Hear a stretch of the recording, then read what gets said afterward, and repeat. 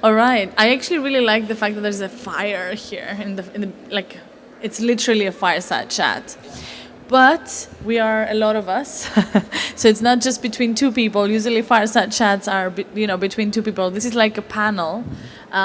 Just for context for whoever is joining this conversation, my name is Elena Poughia. I've been leading the investors and startups at XPANSE. I've been actually most of the days at the pitch stage, emceeing the stage. We've been having startup pitches, we'll be having science pitches, Gen Z pitches. In total, I think there have been 150 pitches happening at that stage, which is phenomenal. And out of those 150, 70 of them were the startups. And the way that it worked was that every startup had about 5 minutes to pitch. In the first round, they only had 5 minutes to pitch. And then in the first round, as in before we announced the finalists, they had 5 minutes to pitch with no Q&A.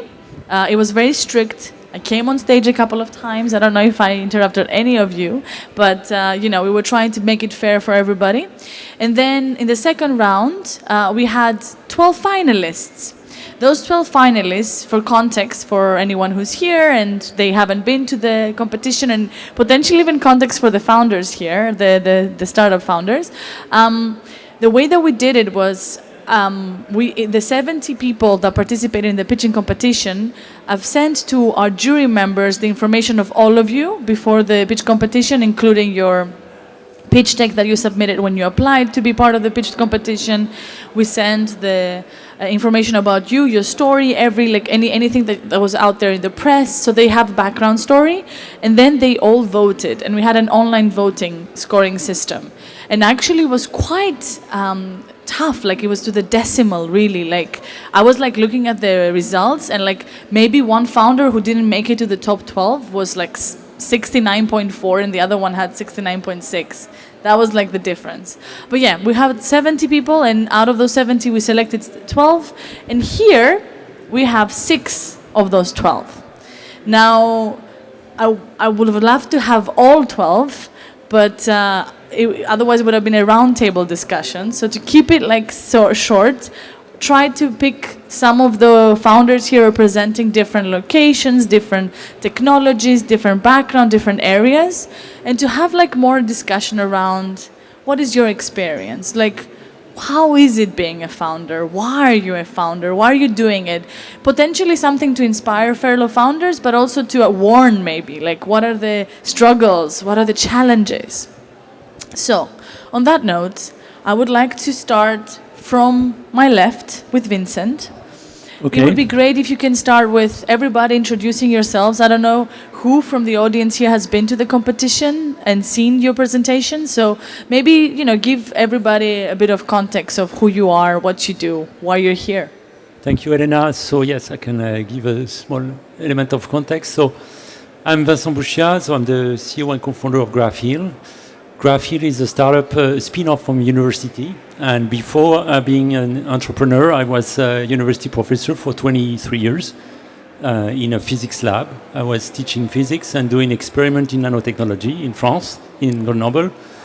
And accidentally, I came across a new material about 15 years ago. And I decided to quit my position to really put this material on the market. So that was really my motivation.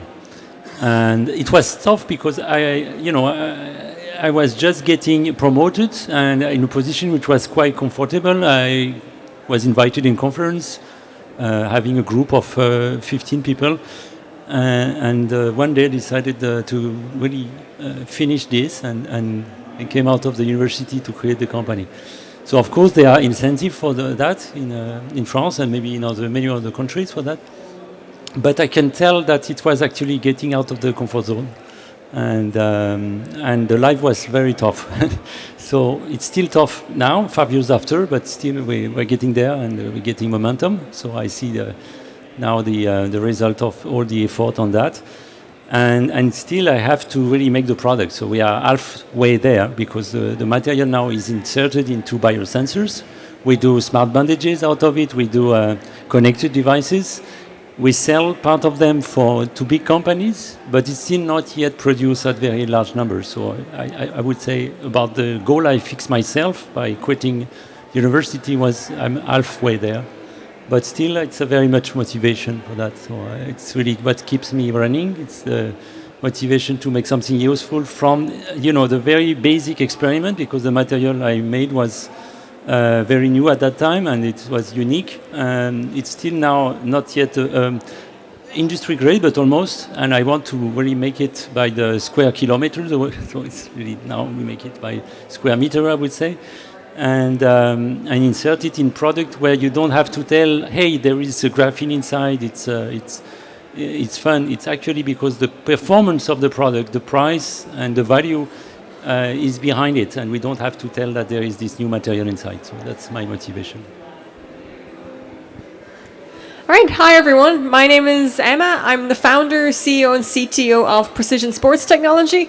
So we're a software based out of Ireland, or startup based out of Ireland. And the reason I actually started this business is because I'm a computer scientist, but I'm also a competitive weightlifter. So training in the gym myself, I could see that my form was wrong because I've actually gotten a personal trainer qualification as well. So I knew that I was sending videos over and back to my coach, or people are getting their coach to watch them, or if they don't have that, they're losing confidence in their exercise or actually injuring themselves. So I thought, well, surely there's a way to solve this. And so back 7 years ago, when I was doing my final year in university, I did the first prototype on the Xbox Kinect. I knew there could be a strong business out of this, but I wanted to get some real life industry experience, save some money, and actually live life a little, because I knew there'd be no free time, no luxury once I started full time on the business. So did 3 years working in industry with the software multinational, and then 3 years ago quit the business. So it was 18 months on my own, writing code at night, got a grant to hire some interns, get the MVP out there. And now this year we've launched our product, got our first customers, closed our pre-seed round, and now here in Abu Dhabi. Nice. Nice to meet you. My name is Elena Poughia. I'm a neuroscientist by background, and currently I'm a strategic advisor at Finance Park, which I'm pitching at this conference. I'm not a founder at Finance Park, but I founded 2 companies in the UK. And I generally operate on the intersection of neuroscience and artificial intelligence. And how I end up with this is because a few years ago, when I was still a scientist, I was at a conference, and I was always curious to explore new areas. And I discovered artificial intelligence, how many amazing things you can do. And I get fascinated with this field. And I was very happy to discover that you can actually combine neuroscience and technology and to do something great. So this is why I'm in this field. And generally why I'm a founder is because I want to create my own life, and I want to do things my own way, of course, and it's extremely satisfying, and you can explore and follow your passion, and you can create things. So this is absolutely, it's very rewarding experience. Hello, everybody. My name is Rawan Rashid. My journey, so I'm the CEO and founder of Helix Earth. We're commercializing a technology that I had originally developed at NASA that I took to be part of my PhD. And what we're using that technology for is building add-on products for air conditioners that will reduce their energy use by 50%. So on a building like this, with little to no changes, you can start saving energy immediately.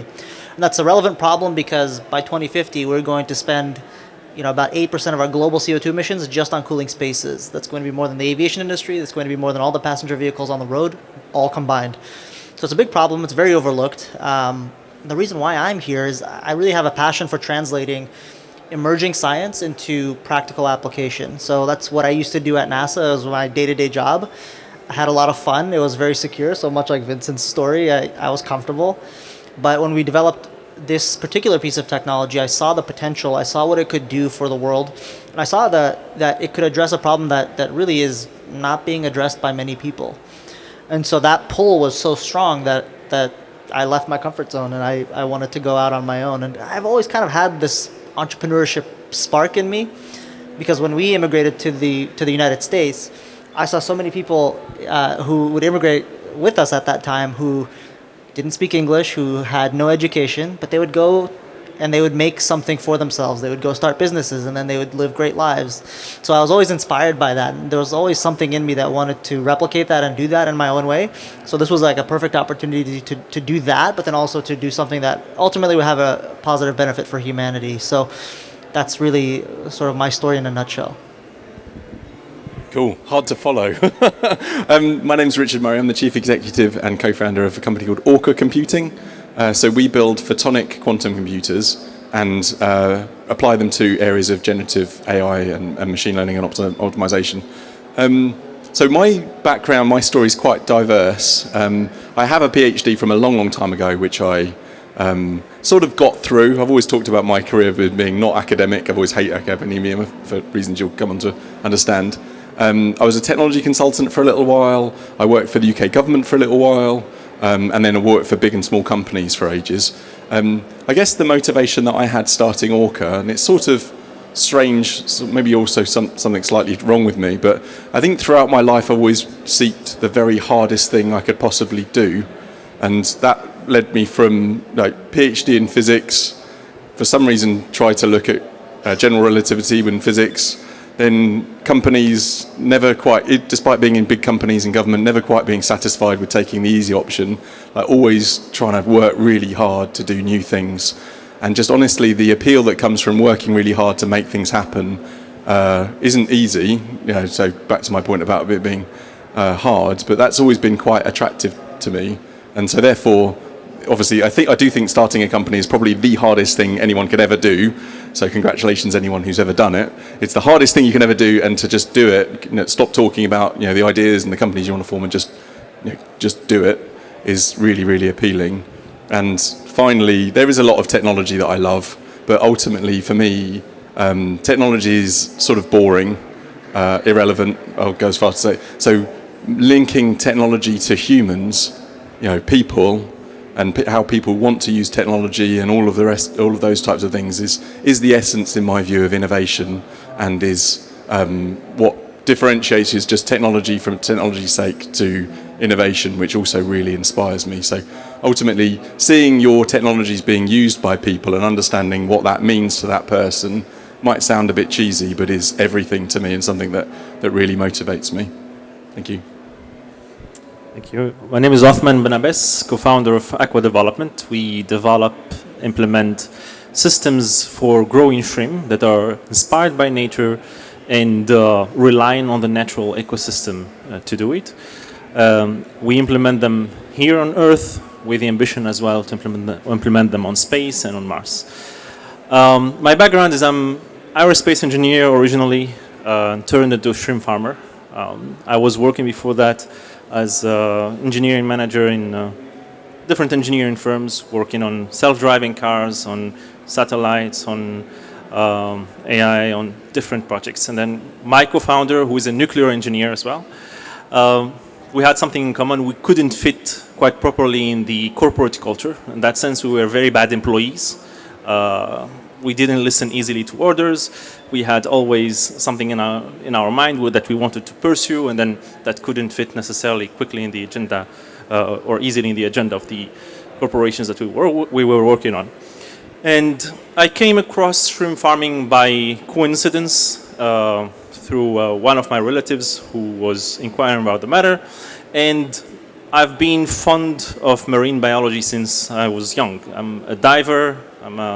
Tried every type of fishing, diving, and so on. So when the opportunity came, I started naturally studying all of the types of shrimp farming technologies out there. How is it done, and so on. And started, out of curiosity, comparing each system and so on, until I came to this new idea that says, hey, instead of suppressing nature or the natural component from the farm, which is what is done mostly in all of the farms around the world, whether shrimp farms or fish farms, they have the tendency to sterilize and eliminate everything from the water. So instead, the idea that I came across was, instead of eliminating all of this, instead of eliminating the natural component and try to have a sterile environment in which you grow your animal, how about you try to study the natural ecosystem and then reproduce it and find a way to reproduce it? And I was in love with the idea. I quit my job, borrowed some money, and worked with my co-founder to take it from a backyard idea into a well-engineered, modular, scalable, replicable farm. We started in Korea. We are commercial size in Korea. We produce at over 20 times higher productivities than traditional systems at costs beating the cost of imports from India or from Indonesia and so on. And today we are expanding in the region here, in the GCC, in the UAE, Saudi Arabia, in Europe, in North Africa, and then had the honor to be invited here to this amazing event. Thank you, everybody, for sharing your stories. I mean, listening to everything, to all of your stories, is just, it's very inspiring to me so far. And it's very different because, you know, like we've done all these pitches and, of course, like first we saw your decks, then we did our research, then we saw you pitch, and it's like everything just had so many layers, you know, and now like this personal story and the motivation and actually the drive why you're doing what you're doing is really definitely very inspiring. This panel, as I said, was also to connect to the audience who's here and who maybe hasn't seen your pitch and actually understand what it takes to be a founder, right? Or like maybe before we go to what it takes to be a founder, how it is to be a founder. Like a day in the life of the founder. That's the name of this panel. So tell me, describe. I want to like peel more layers. Tell me like more about you and how is your life, you know, from that perspective. Yeah, so there is a very exciting part and very boring one also. I think the most important part is to keep things floating. So at some point you are a little bit of firefighter because, you know, as being a CEO, all the things that doesn't work is distillate and come to you. So you have to cope mostly with the finance, which is I think the most important part because you have to pay salaries every month. And you cannot miss one. So that's, I think, the most challenging one in the beginning. It's finding the money to get the momentum enough to hire people. So the second part, which is very important after finding enough capital, is to build a team. Co-founders, of course, having the management and the momentum and the alignment between all the people at the origin of the company, but also having a great team and cohesion for all the people from the R&D, from the sales, marketing, and so on. So it's, I think the HR part is something we have not prepared as a founder, but which is the most important part, I would say, and the most difficult. The team building and the team cohesion is really a key point after also getting enough momentum on the finance part, I would say. So both are the most important in a day to keep with, I would say, and what's preoccupying me the most. Yeah, I mean, I definitely relate to a lot of what you're saying there around firefighting, and the whole financing and making payroll can be very stressful some months and you're waiting for a certain check to come in, but we're still there, we're still going. But I think some of the key traits and key things you have to be super aware of are just around like resiliency and adaptability. I mean, when you're starting off, first of all, I thought, okay, right, it's me and the computer. Oh God, if I just got another staff member or if I got these resources, whatever, it'll be so much easier. But to be honest, it doesn't actually get easier the further along you get. The problems you have just kind of scale. And a great quote I got was, you just need to be comfortable with feeling uncomfortable. Every single day you're going through new challenges, whether that's, okay, I have to make payroll this month, or I'm trying to hire a new marketing manager, but I've never done marketing before. How do I manage this? You know, figuring out from scratch, right, what is a cap table and shareholders agreements and all these things from scratch when you're just trying to survive on, you know, spending as little money as possible. But I think what's absolutely crucial is also to look after yourself. I mean, there is the kind of hustle culture of saying, oh, people working 80, 100, 120 hours a week. I mean, you can do that when there's a really, really intense deadline coming up, but it's not sustainable. So for me, a key thing is still looking after physical and mental health. So good sleep, good food, exercise every day, I think is absolutely crucial, because whatever time you're spending at the computer, you want to maximize that. Someone said to me, like, what is the most important number a founder needs to remember? and that's 168, which is the number of hours in the week, and you have to make every single hour count. So I think the everyday life of a founder is not so much with fireworks. It's usually work, hard work.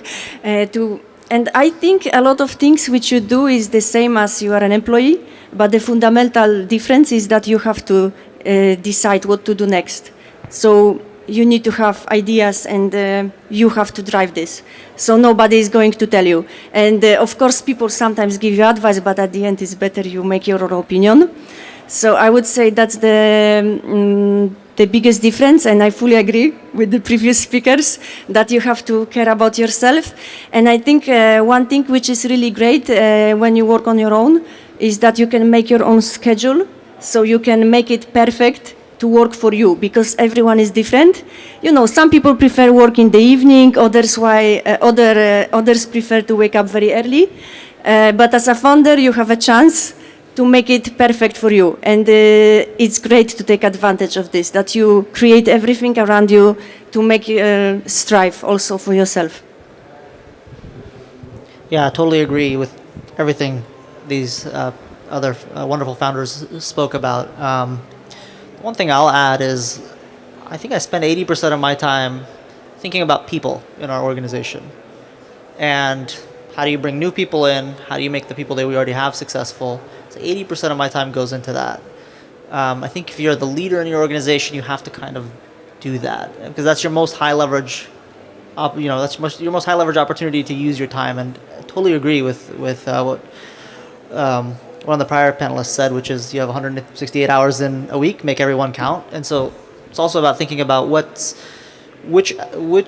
activities will give me the best return on my time. And I always find that spending time with our people, training them, make sure they're working efficiently, making sure they're not doing different things than what we agreed on, making sure they're managed well, making sure they have the resources that they need, making sure that they're doing well.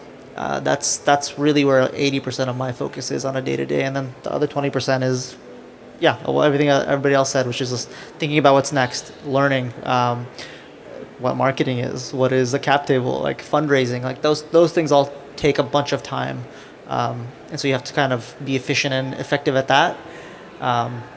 So yeah, I mean that's more or less like day to day. But if I could sum it up into one thing, it's just pain. Just if you want to be a founder, just learn how to manage pain. And the best way to do that, the best way to gain more willpower and to, handle pain better is to do things that you're very uncomfortable with, that you know you should do, but you don't do. Going to the gym, that sucks, okay? Like you should, but if you know you need to do that, you should go do it and force yourself. But the more you can do that, the more willpower you'll gain, and the more you will be able to handle the pains and stresses of being a founder. If you can voluntarily expose yourself to things that are uncomfortable and pushing yourself outside of your comfort zone, I think that's the most important thing that you could do, because that's every day as a founder, more or less. Yeah, that's what I got. I'm just laughing at the advice we're giving here. Like, it's pain. And actually, I have a funny joke, actually. So when we first started the company, we spent a bunch of time in Silicon Valley, and someone once said to me a really funny joke. They said, being a startup founder, you sleep like a baby. You wake up every 2 hours crying. I don't know if that's quite true, but maybe to just give a separate perspective. So maybe we're slightly different because Orca's now in sort of growth phase. So we have about 70 employees, UK, Canada, Toronto. In fact, over the new year, we completed an acquisition of a Texas-based company that it seemed like it transitioned us. It tipped us over the edge from 50 people to 70 people. And I think then the sort of different perspective I have is that at this stage, it sort of becomes definitely not about you anymore. What you have to do is put the processes in place so that everyone is supported to do their job, and you definitely can't anymore be centre of everything. So the pain is still there, but it becomes maybe more of a bureaucratic pain or organisational pain.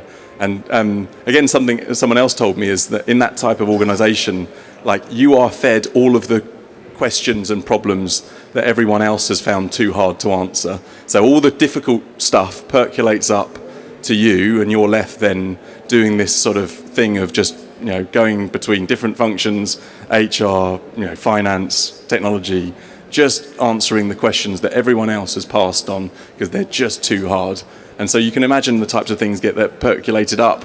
And what it ends up looking is just rapid shifts from day to day, from you'll be pitching to an investor to, I don't know, a difficult customer meeting to a deep dive with the technical team.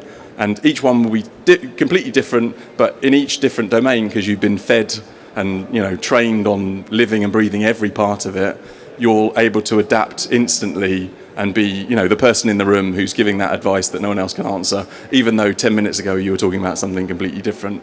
So it is a different world, maybe, a similar one, but one that does require, and maybe the final thing I'll say is sort of, at my stage, like an awareness of the tools you need to use, because it's not about doing everything yourself anymore. It's about, do I spend this amount of money engaging with a lawyer to work out my cap table because I don't want to spend 3 hours doing it, or can I find an HR tool that solves this problem? So it becomes more about how can you make yourself like super efficient so the company can become more efficient, and so you can just do all the things that you need to do, if that makes sense. But yeah, it's fun. I just want to say, it is pain, but weirdly you learn to tolerate pain. So I think all of us would agree, like you learn to be very, very comfortable with ambiguity, uncertainty, and I don't think I like the word pain, but pain. I couldn't agree more with everything what has been said, especially with Rawand about pain and the team. For me, to be able to be a founder, you have to be delusional. Literally, you have to think that everything is going to work out and no problem and so on. If I knew how it was going to be 6 years ago, I would probably not have started the business. But so you have to be delusional in the sense not about the business itself, but about how hard or how easy it would be. And then when the shock of reality hits you, you have to be able to stand your ground, at the same time shield your team. One of the main things is that the mindset of a founder is not the same as the mindset of an employee. For an employee, it's not their business. Literally, it's not their business. They're not necessarily, rightly so, prepared to handle the same difficulties or the same ups and downs as a founder is prepared or should be prepared to handle. And there are always ups and downs during the life, especially the early life of a startup. So as a founder, you have to be delusional at the beginning, thinking that everything is going to be smooth. And then when the shock of reality hits you, you have to stand your ground and be able to shield the team, working or fighting to keep the lights on, and at the same time showing an amazing vision to your team and supporting them and making sure they have all the care and support that they need to make your company thrive. Because the people make or break a company. It's all about your team at some point. I just want to jump in and add one thing. We say it's painful and I totally agree with you. If I knew how difficult it would be, I probably wouldn't do it. But I don't want that to be discouraging for people, because think about something that you've done in your life. Maybe it's graduating from a university and you start day one and you're like, wow, look at all the stuff that's ahead of me. But you take one step at a time and eventually you get there. Even just like taking a long flight to get here. My flight was 15 hours. I'm like, how am I going to get through this 15-hour flight? But the first 10 minutes passes, the first 30 minutes passes, the first hour passes, and then eventually you get there, right? So as long as you stick to it, as long as you do what's right in front of you, it's all manageable. It's all doable. And then eventually you'll get to the point where you're like, wow, look at how far I've come. And if I had known this whole trajectory of what would come, I would never start. That's amazing, because you're now at some summit, some mountaintop that you just never thought you could get to. And I would just encourage everybody, don't take that as discouragement, but just definitely start and do it step by step. Definitely. I totally agree with you. I mean, it's not all gray or gloomy. It's there are always actually amazing hits of dopamine whenever you accomplish something that you thought you'd never be able to accomplish, or you're hit by something, an unexpected hurdle, then you find a way somehow to overcome and so on. There are always these hits of dopamine that keeps you going. The amplitude's very high, so the highs are very, very high and the lows are very, very low. So yeah, that's the double-edged sword of it. I mean, you've said so many things, and I think I don't even know where to pick it up. definitely, some of the learnings, some of the highlights, I think, of what you've mentioned so far, managing your own time, putting yourself first, the worries of like going from paycheck to paycheck, actually like being able to, like it's pain, but it's also rewarding, putting your people first, like all of the things about shielding people. I think like you've summarized it so well. Resilience, you've said a lot of great things and a lot of awesome advice. What I'm wondering is, hearing your story in the beginning, you all come from all walks of life. You all have very different, diverse backgrounds. You're scientists, you're like computer scientists, or neuroscientists, biologists, engineers. You come from so many different, industries. So how is it when you're not trained to be a business person, you're not trained to be a founder? How is it? Like, how can you, like, what would be the tips for someone to start? Like, where do you start? I think there is the spirit of entrepreneurship is something which you have deep in you. And that was said before, is that I wanted to build something like this from very long ago, and there was the occasion, and that's why I took it and I left academia to make it real. So I think there is inspiration and something inside of you which decide that. But that being said, if you have this motivation, then I would advise to learn a bit of the mechanism to make the company, and there are so many now ways to learn that, from business school, from program executive MBA, whatever. But I think it's important to know the gear, the wheels, how it works, because there are so many things if you don't know it, it's going to be very, very tough, and there are some traps and and also there is the networking, is that you have to find an environment, friendly environment, that will help you to kickstart the things, and that will motivate for the first time, to give you the momentum to start. So I think that's the three important parts: inner motivation, and the willingness to build something from scratch, the environment, and a bit of education and knowledge. I had to go back to school myself, because I had no feeling how it works. I was coming from academia, which is very far away from the business, and all my life, and my parents were also scientists. We were actually trained not to take care of what money, and so it was for me extremely important to learn a bit how it works. Yeah, I mean, so thinking about business, I mean, I grew up in family business, so my father runs a grocery store, and working in that, I was like, oh my God, business is so boring. But I was doing like the small things, like helping him balance the cash books, looking at staff rosters, and this is stuff I thought was super, super boring. And to be honest, like, it's some experience, but it's totally different running a startup. And I don't think anything can really fully prepare you for that.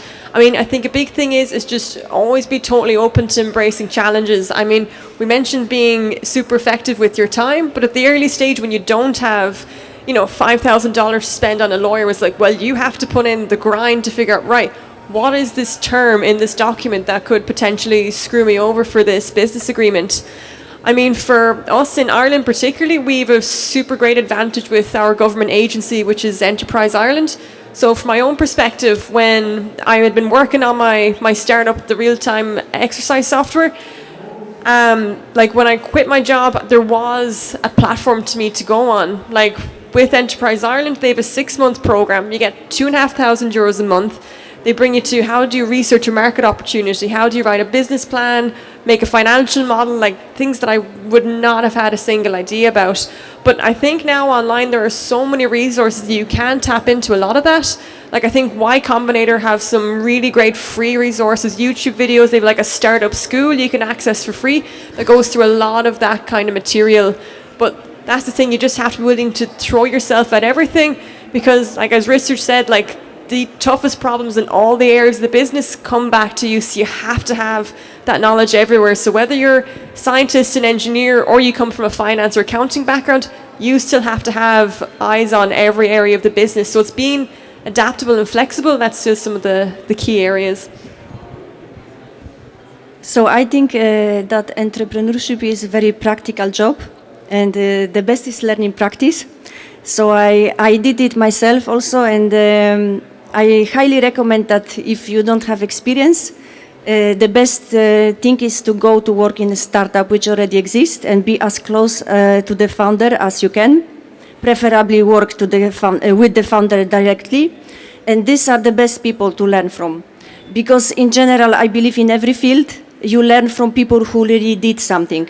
You want to do something, you have to really be close to people who did this, and not theoretical. So I think practice is the best, and then you can learn and do it yourself. Of course, to do yourself, you need to have your own ideas, your own view. But I really highly recommend to learn from others, because I think this is really important, that we should never do things by ourselves and just study, on the internet. Like now, people think that everything can be, found on the ChatGPT.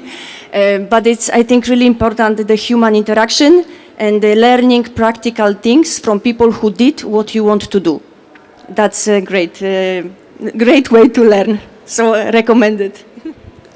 Doubling on that 100%. The best information is from people who are doing what you want to do right now, who are maybe 2, 3, maybe 5 years ahead of you. That's the absolute best people to learn from. My advice in general for people is it's not that hard. Just do it.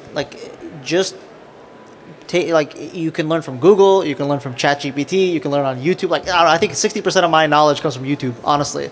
You can listen to all the Y Combinator videos on there. If you listen to all the Y Combinator videos on YouTube and you digest those, you'll have so many tools at your disposal. You'll be able to handle pretty much anything. Maybe 90% of things, right? So all the information's out there. It's just a matter of applying it and actually doing it. So once you do it, then you actually internalize it. Then you understand the nuances. But don't be intimidated. Just my recommendation is just go do it, and most importantly, learn from people who are doing what you want to do, either by working directly with them or learning from their experiences. Read their stories, listen to them on YouTube, look up Google, whatever, wherever you can find information. It's all out there. There's really no secrets at all, except maybe government secrets, but that's it. So I'm going to just do what you said. I agree with everything that's said before.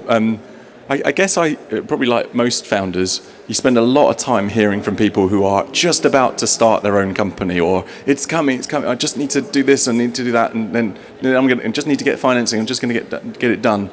I think to the story, maybe the story I've heard from others as well, is I think the difference that you are exhibiting as a founder is at some point in your life you've just done it. You've just done enough. You've reached a point. With or without finance, with or without all the technical validation you thought you needed to do, at some point you just said, you know what, I'm just going to do this. And then for no other, there's no milestone other than just one day you wake up and decide that you're going to quit your job. You're just going to do it. So and that is sort of a mindset thing in itself. Just the ability to wake up and say, I don't care about my comfortable job and my pension scheme, and I'm just going to put all of that at risk, and I'm just going to do it. I think the rest of it, I would agree with you. It's amazing from that point, with the right mindset, how much you do learn, so long as you sort of identify the things you don't know or the things you're messing up. Like going straight to the heart of the things you don't know is a tremendous learning experience, and I think it is pretty much universal that most founders, do it. They survive, they get through the hard times, and they learn from it, and they don't do those hard things again. So it's just a incremental but very, very rapid learning experience, I think. I think the final thing I'd say, though, is because I do have a bit of a problem with scientists in general, because I think the problem with, especially with deep tech companies, technology-based companies, there is a deep amount of training you need to do to learn the technology, to be in a position to have a technology that you can start as a company. The problem I have with scientists is immediately as you start becoming a founder, you are no longer a scientist. From that moment in time, you cannot be a scientist anymore, and you've got to immediately come up all the way to the stratosphere, so you can engage with other people and customers and understand the value of your technology, very little of which has much to do with the technology itself. So I think the other mindset to really make sure everyone's clear on is this founder thing we're talking about, especially if you're the CEO, is not a scientist role. And the reason I say that so emphatically is that within Orca we employ loads of scientists, and a third of them, I reckon, are actually in the right headspace, capable enough to transition to not being a scientist. A third. So the minority of scientists I work with are able to transition and understand the business side and the company side and the founder side alongside just the science. And I think that's something I often ask these scientists, what do you want? Like, I can give you all the, you can become, COO, whatever. Like, what do you want? Do you want to be surrounded by science? In which case, don't pretend to me like you're going to be a COO or a CEO. Or do you want to be surrounded by these problems that we've talked about? Human problems, people coming to you, finance problems. Being a CEO is not about being a scientist. It is not. So just, as long as you make that decision, and as long as you want to do it, just do it. And if you're scared about that, don't be scared. But just make sure you're clear that being a CEO is not about being a scientist. Sorry if I don't know if I'm controversial for you maybe. No. I 100% agree with that and it resonates with me because I am the CEO, the founder, and the science person behind the technology. And I joke that today I'm like a professional emailer. But that's reality, right? Yeah. And I miss it sometimes, but that is the reality of what you need to do. You need to let go of that. Doesn't mean you can't go back to it later, but you have to let go of that for a while. The days where I end up doing science, I literally say to the team, this is my indulgence, this is my day off. Like, I don't know, I'm not doing my job, but I'm going to spend the day talking about science to you because, hey, it's really fun and it's exciting what we were doing, but this is not my job. I'll go back to doing my job afterwards, but this is not my job. Sorry, that is a very controversial view, but anyway. I have a slight disagreement with both of you. Excellent. So I understand where you're coming from, meaning that the responsibility of a founder or a CEO or a COO involves much more than being a scientist, and specifically involves dealing with people, dealing with different stakeholders, investors, creditors, debtors, and so on. But I don't see it necessarily conflicting with being a scientist. I am the co-founder. I still engage in science, and then I find it more often than not being productive for the company. And then I don't do it in a way that is systematic as a job. I do it as having natural curiosity on my end. So I keep reading what's new, what's happening in this field, in that field, in biotech and AI, in marine biology, and so on. And quite often, more often than not, it helps for me to understand where the industry is going and eventually to orient my team towards some directions that later on happen to lead to breakthroughs in the technology. And it happened for us quite a couple of times. And we reached that by keeping this natural curiosity of being a scientist, and keep being a scientist from a day to from one day to another, or from time to time. I don't say I'm taking my day off. So the other thing about being a founder is, I don't think it's true that there is a lot of resources that you could find online that could prepare you from a theoretical point of view and so on, but I think there is still a gap between what you could learn in theory and what would you be doing in practice. I remember the early days when we were building our prototype farm. We didn't have money to pay to have employees and so on. So I was literally shoveling stuff and building with my hands and so on. And then suddenly I have a conf call with an investor, so I would put just the top of my vest and my shirt and then go talk to the investor and then go back, do some financial forecasts and then remove the suit and go back shoveling and building and so on. I don't think any amount of theoretical knowledge could prepare you for doing something like that, for being on the ground. I think if you want to be a founder, my advice is two things. Prepare yourself to do things that are completely unexpected, completely out of your zone of comfort. And second, which is also very important, if possible, try to find co-founders, good co-founders with you. That helps a lot. Because by yourself, you're going to have ups and downs. Days maybe it's very hard for you to get out of bed, but if you're two, if you're three, on the day you're not able to get out of bed, your co-founder is able to get out of bed. Your third co-founder is able to get out of bed. They push you, they support you, you support each other. On the other days where they are down, you support them and so on. I think if you're able to have really good co-founders, aligned values, aligned vision together, that's a strong, let's say, component for potential success. Actually, before we jump to the next topic, I definitely want to elaborate on something that you both mentioned there, was about finding mentors and getting those to learn business skills. I mean, like, yeah, there are the resources online, but in terms of speaking to people that have gone before you, like, it's actually not that hard to find them nowadays. Like, if someone is someone that you look up to, just get them on LinkedIn, like, send them a request. If they don't accept you, what harm? If they do, drop a message saying, oh, look, I'm looking to start a new company, or I'm looking to get to this new stage in my career. Do you have 20 minutes to jump on a call with me, or send a specific direct question? Look, if they say no, like, doesn't matter. I mean, it's another rejection, because I think something that we didn't necessarily touch on was the amount of rejections that you have to deal with every single day, whether that's an investor or a customer or a key hire you want to take on. The more no's you get, the kind of easier it is. But to get 30 minutes with someone that is that few steps ahead of you, if you can get even 1 or 2 key insights from them in that 30 minutes, like, that could be enough to send you on the right path for the next 6 months. So, like, my aspect on mentors has been to talk to a wide range of people, have them in your network, maybe only meet them once a year or once or twice a year.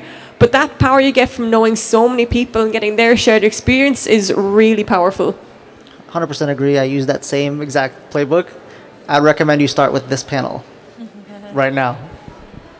Very good advice. Very good advice. I like how actually everybody's adding something else to the story, and you're really giving like a very wide perspective. And I think, like, also from my side, working with founders, being a founder, I think that everything that you said is 100% accurate, and it all adds to the whole story. And I think it's probably very helpful also for scientists here in the audience who potentially would like to eventually, you know, start their own company. Now, personally, for each one of you, we're almost over. We're gonna, in about an hour, is it? An hour and a half, 2 hours, okay, close to 2 hours. There will be an announcement. One of you will come home, will go home with 20,000. One of the 6 of you, there's also 6 more, some of them actually sitting in the audience as well. You're all competing. You might go home with $20,000. So, what would you do with that money? Or what is the first thing? I mean, I know it's a small check, so I'm using that as a leverage to just understand what's the next step. What do you want to do? What are you aspiring? What do you, like, where are you next? Like, we've heard about your story. We understand now also, you know, what it takes to be a founder, how it is to be a scientist turned founder, what advice you would give to future founders. But where are you now?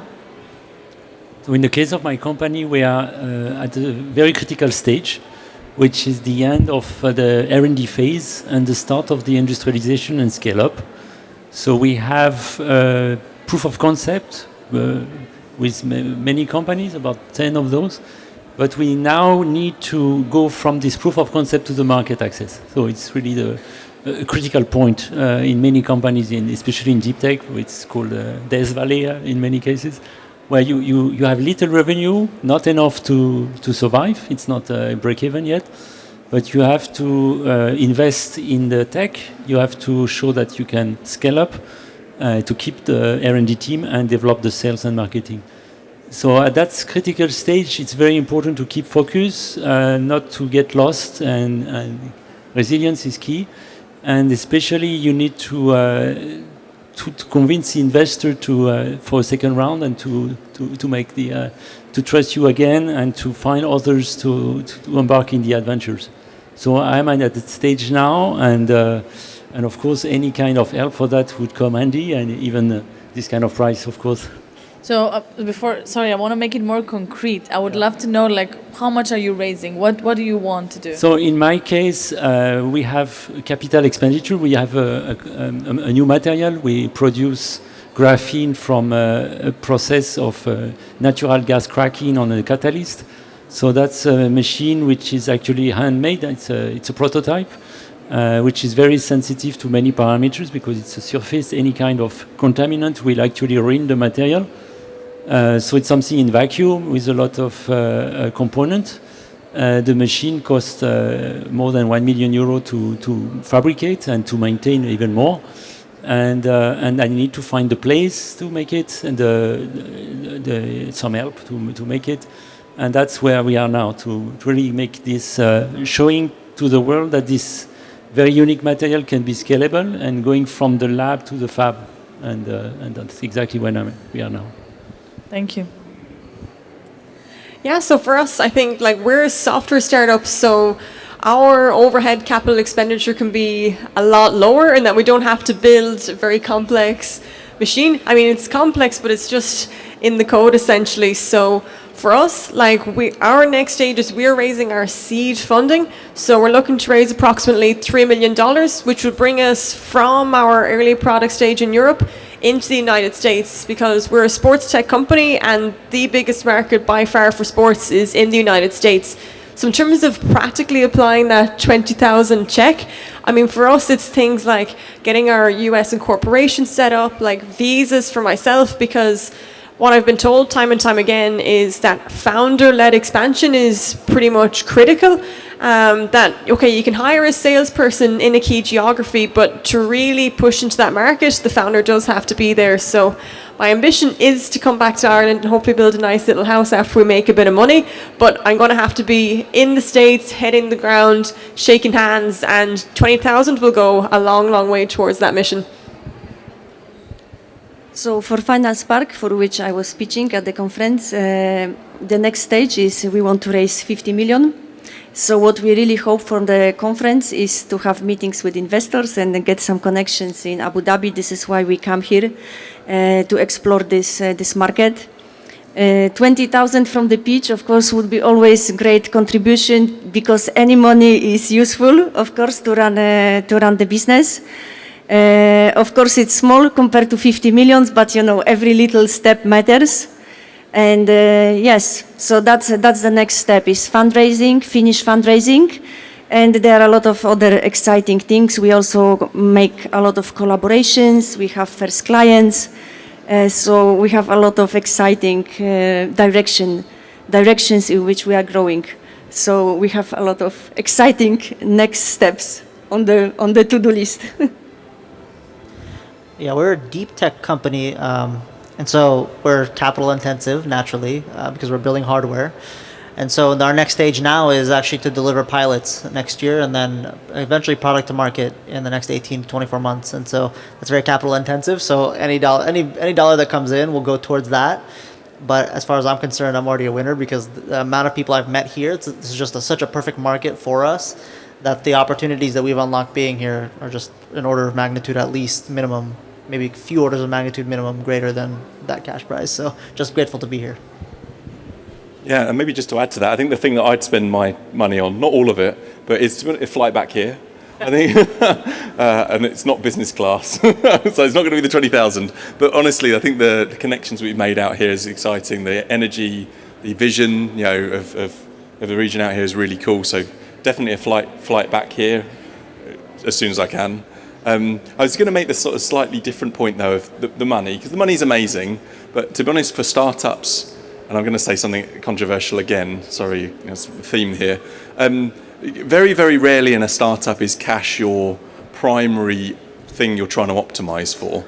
Like, cash isn't the rate limiting step. It's not your currency, really, as strange as that is to say. Your two prime currencies as a startup are equity, the obvious one. You can easily trade shares of your company for more money. So equity is the primary currency. And I say that because as an early stage company, it's really easy to give away equity, not realizing that you're giving away the company. So equity is the primary currency you're trading in. And the second, which you would get out of this, is validation. So validation. You've got an idea. Why should someone trust you for that idea with money? Why should someone value your company? All about validation. And so for this, I mean, the award would be more than the money, I'd say, because you add it to the rest of, by the way, validation comes in many forms. Awards you win, customer contracts you win, customer conversations you've had, but not so much about, sorry, weird answer, not so much about the money. The money's cool, buy a flight back, but two metrics to really focus on: equity, don't give away equity, validation. You said it's controversial, but I actually totally agree with you on this point. I have something in common with Rowan, that we are a deep tech startup, capital intensive and so on. So it's true that every bit of cash that comes in has its place already in the company. However, in events like this, if, for example, we win something like this at $20,000, this might seem as an indulgence, but I would spend some of it or most of it to throw a party for my team, to take them on a fishing boat and so on. I was with you until you said fishing boat. Yeah, I mean, that's my. Go get some wild shrimp for change. Here's the thing. It might seem as an indulgence, but I think it's extremely important to reward your team regularly, to share with them the milestones achieved by your company, to share with them the ups more than the downs. And this kind of activity is a way to show some gratitude, some appreciation to the team. Show that, hey, you're telling them, hey, we wouldn't have done this without the team. It's not about the founder, it's about the team. So for me, that's one of the primary expenditure for the any prize that comes with something like this. Well, it's great to hear about your plans. And thanks for bringing it back to the team. Actually, I think that's a very important point. And also, yes, it's about the validation. It's about, you have all big plans, right? It's maybe like every little thing counts, even if you have like dreams way bigger than the 20K. But in reality, it is about the validation and the connections you make. And we're really happy. You know, I'm listening to you, working with you also so closely, having like, with some of you like texting you in all different mediums, trying to get a hold of you, or, you know, like with any different ways. We've spent a lot of time together the last few days. And I'm really happy to hear that, you know, like that this has been a good opportunity for you, regardless of whether you win or not, right? It is, and it's always about the journey, either whether you win or not. So we are coming close to at the end. We literally have 4 minutes left. But I don't know if you want to say something as a statement, a last. But it has to be very snappy because we are six people here on stage. If there's something else you would like to share with the audience, that would be the time now. Shall I start? Can I jump in? Mine's very snappy. We've said it a few times. It is just do it. If you're thinking, I hope you're here because you're interested in being a startup founder. We made it sound not so great. It is better than that. If you're thinking about it, just do it. Stop talking about it and just do it. And please, just do it, especially if you are not male. Because we all know that the barrier to people doing that stuff is lower if you're a man. So if you're sitting there and you're not a man and you're not white and not privileged, just do it. And even if you are a man, just do it. Just do it. Nike should hire you. I mean, for anyone who missed it, I think a key takeaway, for us and for everyone is that most important number, 168, the number of hours in the week, and just make every hour count. Even if it is just recreational time to sit outside, read a book, just make sure it's meaningful and that you can feed that back into your own productivity and the results that you can get out of your business and your career. On my side, I'd say be delusional. Think that you can do amazing things very easily, and then stand your ground when you start discovering that the delusion is not fully real. So be delusional. Don't be afraid to be delusional. That's what usually fuels the passion and fuels the first step for a founder to start his journey or her journey. Right. Well, there's the meme going around, right? The Gen Z meme, the Lulu's the Solulu. You didn't know that? Okay, well, the Lulu's the Solulu. Just finishing with a joke. Thank you very much to the panelists. Thank you, everybody, for being here. And see you at 6 o'clock at the keynote stage for the revelation of who is the winner. Thank you. Thank you. Yeah.